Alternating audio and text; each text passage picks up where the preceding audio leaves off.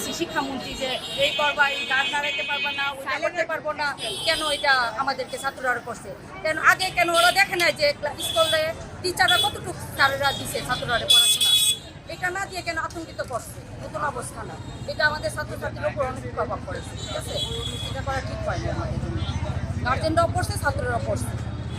বাচ্চারা একটু টেনশনে আছে বিভিন্ন কারণে, ওই যে বিভিন্ন প্রকৃতির কারণে হয়তো বাচ্চারা একটু টেনশন ভয়ের মধ্যে আছে। সবচেয়ে বড় কথা, এই ব্যাচটা আগে কোনো পাবলিক পরীক্ষা অংশগ্রহণ করে, এটি তাদের জীবনে প্রথম পাবলিক পরীক্ষা অংশগ্রহণ। আগে যদি এরা জেএসসি অথবা বিএসসি বা বৃত্তিতে পরীক্ষা দিতে পারত, তাহলে বাচ্চাদের ভয়টা একটু কম থাকে। তো প্রথম পাবলিক পরীক্ষা, এই কারণে তারা একটু নার্ভাস ফিল করতেছে।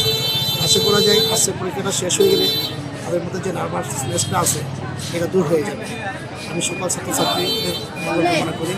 এর সাথে সকল অভিভাবকদেরকে রিকোয়েস্ট করবো, বাচ্চাদেরকে প্রচণ্ড প্রেশার না দেয়, আল্লাহর উপর তাকুল করে ওদেরকে যেন শুধু যত্ন নেয় আর সেবা নেয়। আশাবাদী সন্তানরা ভালো রেজাল্ট করবে। বর্তমান যে পরিস্থিতি, লোডশেডিংয়ের মারাত্মকভাবে এটা আমাদের একটু সমস্যা ফেলছে। তারপরে দেখি কী করে আর কি রেজাল্ট।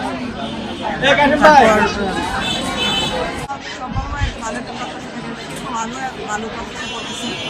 আজকে এসএসসি 2026 পরীক্ষার প্রথম দিন। বাংলা প্রথম পত্র পরীক্ষা শুরু হয়েছে সকাল 10টা থেকে, চলবে 1টা পর্যন্ত। সম্পূর্ণ নকলমুক্ত, অত্যন্ত শান্তিপূর্ণভাবে পরীক্ষাগুলো অনুষ্ঠিত হচ্ছে। আমার কেন্দ্রে মোট পরীক্ষার্থীর সংখ্যা 300, এর মধ্যে অনুপস্থিত আছে 3 জন শিক্ষার্থী। ভৈরব উপজেলাতেও আমাদের এসএসসি পরীক্ষা আজকে শুরু হয়েছে। ভৈরব উপজেলায় এসএসসি দাখিল এবং ভোকেশনাল মিলিয়ে 7টি কেন্দ্রে পরীক্ষা অনুষ্ঠিত হচ্ছে। আপনারা দেখেছেন আমাদের সাথে যে এই বছর প্রত্যেকটা রুমে পরীক্ষা কক্ষে সিসিটিভি রয়েছে এবং পর্যবেক্ষণটা অন্য যে কোনো সময়ের চেয়ে অনেক বেশি জোরদার করা হয়েছে। এরকম একটি সুষ্ঠু এবং সুন্দর পরিবেশে এবার আমাদের মোট 2284 জন পরীক্ষার্থী অংশগ্রহণ করছেন।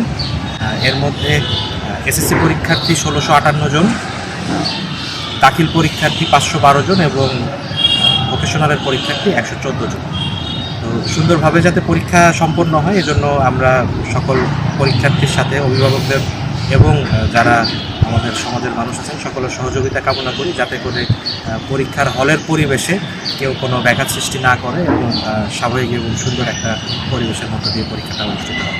গুরুত্বের দিক থেকে যাতে তারা আবার ভীত হয়ে না পড়ে, ভীত সন্ত্রস্ত না হয়ে পড়ে, সেই বিষয়েও প্রত্যেক শিক্ষক এবং আমরা যারা পরীক্ষার সঙ্গে সংশ্লিষ্ট আমরা সবাই ওয়াকিবহাল আছি, সচেতন আছি। আমাদের ছেলে মেয়েরা যাতে নির্বিঘ্নে পরীক্ষা দিতে পারে সেই বিষয়টাই আমরা নিশ্চিত করার চেষ্টা করছি।